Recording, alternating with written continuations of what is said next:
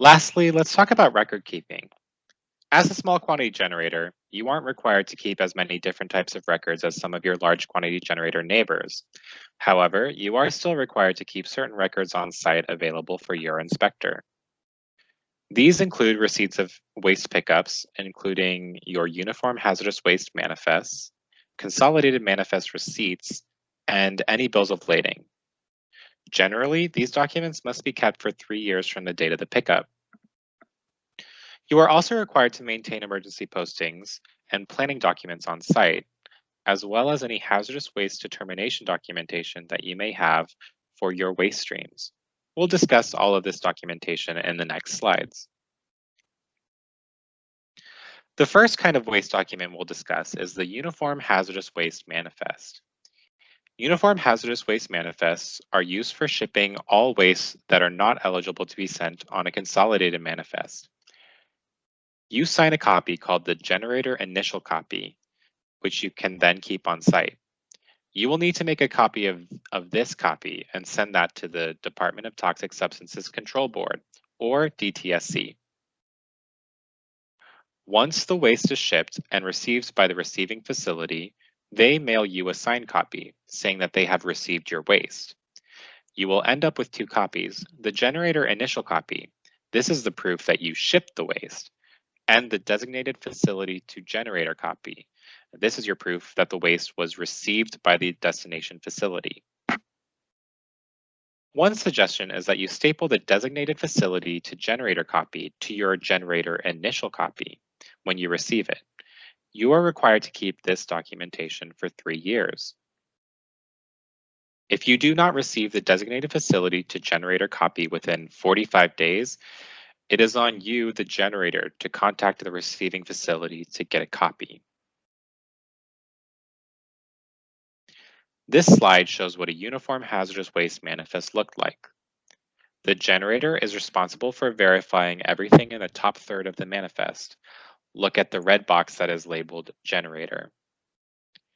You offer your signature to certify that everything on the manifest is accurate, and then the transporter signs that they're receiving the waste, and you can see the red box that is outlined and labeled transporter. Once it ends up at the disposal facility, the disposal facility will again verify everything that is on the waste manifest and will then sign at the bottom and return a copy to you, the generator. All uniform hazardous waste manifests must look like this and must have this format. If your waste manifests don't look like this, then it's likely that you have a consolidated manifest receipt. Consolidated manifests are a little different. Consolidated manifesting is sometimes known as milk running, where the transporter will go to many different businesses generating the same type of waste and consolidate it all together before transporting it for disposal. Each stop in the pickup is akin to a stop on a milk run. Instead of getting a uniform hazardous waste manifest copy, you'll get a receipt that shows your facility name, your EPA or California ID number, what you shipped, how much of it you shipped, who hauled it, and where they're taking it. Consolidated manifest receipts, unlike uniform hazardous waste manifests, can have any format and will often vary from hauler to hauler. Only certain waste streams are eligible to be shipped on a consolidated waste manifest, provided that the waste is a non-RECR waste, that is, a waste that is not regulated federally, or it's not required by RECR to be on a uniform hazardous waste manifest. For example, wastes that are generated by a conditionally exempt small quantity generator. This slide is an exhaustive list of the waste streams that are eligible to be sent on a consolidated manifest instead of on a uniform hazardous waste manifest. For all facilities, used oil and the contents of an oil-water separator can be shipped on a consolidated manifest. The rest of the waste streams can only be sent on a consolidated manifest if the facility that generates the waste is not a large quantity generator. This includes solids contaminated with used oil, like your absorbent or cartridge oil filters, brake fluid, antifreeze, parts cleaning solvents, etc. If your waste stream is not on this list, then it is not eligible to be shipped on a consolidated manifest and must instead be shipped on a uniform hazardous waste manifest. This is an example of a consolidated waste manifest receipt. The numbers correspond with all of the required information. So number 1 corresponds with the name of the generator's facility. Number 2 is the generator's EPA ID number. Number 3 is what's being shipped, in this case, the combustible liquids. Number 4 is the quantity, so how much of the waste is being shipped. 5 is where the name of the transporter would be. In this case, we blurred it out for privacy reasons. And then number 6 is the destination facility, or where it's being shipped to. Just like a uniform hazardous waste manifest, the generator and transporter sign, and the generator must keep a copy for 3 years. Note that for consolidated waste manifests, you do not have to send a copy to the DTSC. The last shipping document that we'll discuss is the bill of lading. Bills of lading have no specific format and are typically used for waste that is not required to be manifested or sent on a consolidated manifest. So examples of some materials that may be sent on a bill of lading are universal wastes, oily shop rags that are sent for laundering, drained used oil filters that are sent for recycling, automotive batteries that are destined for recycling, and excluded recycled material that is sent off-site.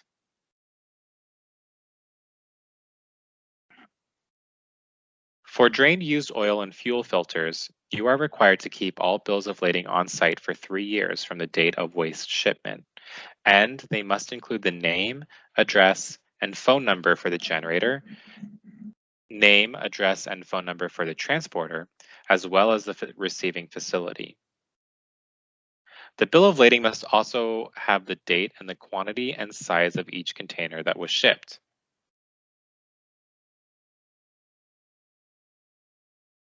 Here are examples of bills of lading for oily shop rags and for automotive battery cores. In the top left, you can see that this shows that 300 shop rags were picked up from the facility to be laundered.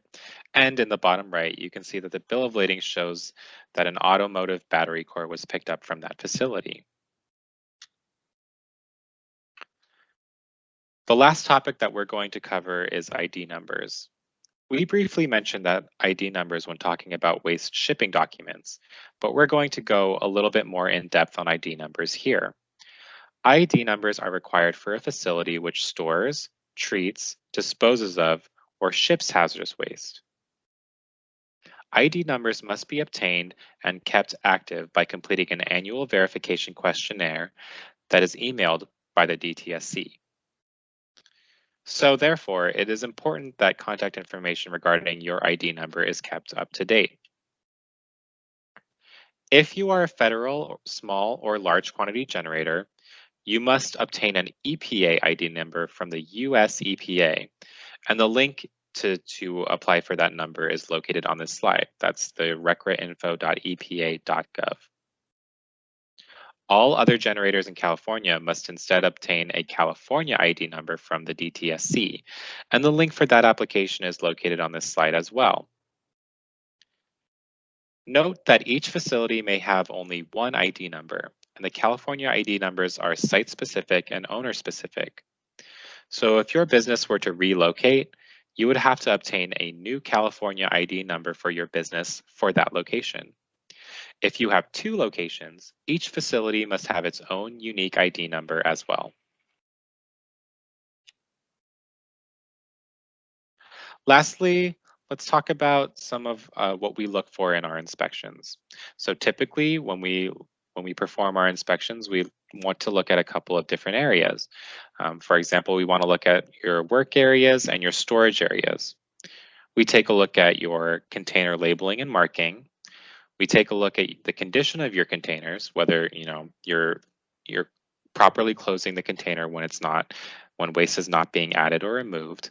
And we'll also take a look at the general housekeeping in the work areas and your storage areas throughout the facility. We're going to want to look at some documents as well. So things that are demonstrating that you're performing your weekly inspections. We would want to look at any documents showing any training for your staff or for yourself. We want to see that your emergency procedures are being posted, that you have your manifests and shipping documents on site, and you need to keep those for 3 years. We want to look at any documentation about your waste determination or your waste profiles. You're going to also want to have your current permit with us on hand so that we can take a look at that as well. And lastly, I want to leave you with this page, which lists a number of resources for you with regards to hazardous waste. You can see the first two links are for where you can verify and apply for your waste ID numbers. So as I mentioned before, the DTSC handles the California ID numbers, and the US EPA handles the federal ID numbers. There's also a couple of links located at the bottom of the slide with some more information. www.ehinfo.org/hazmat is our Santa Clara County website for hazmat and haz waste issues. That is our department website, so you can check that for information from us. Unidocs.org has a number of different resources and documents available for you to use. And then the state's DTSC website also has a number of resources as well. We also have a public phone line at the bottom of this page. You can see 408-918-3400. And you can call that number and ask for the hazmat phone duty officer if you have any questions that you'd like to talk to a live person about. We want to thank you for attending this small quantity waste generator training, and we want to open up the floor for any last questions.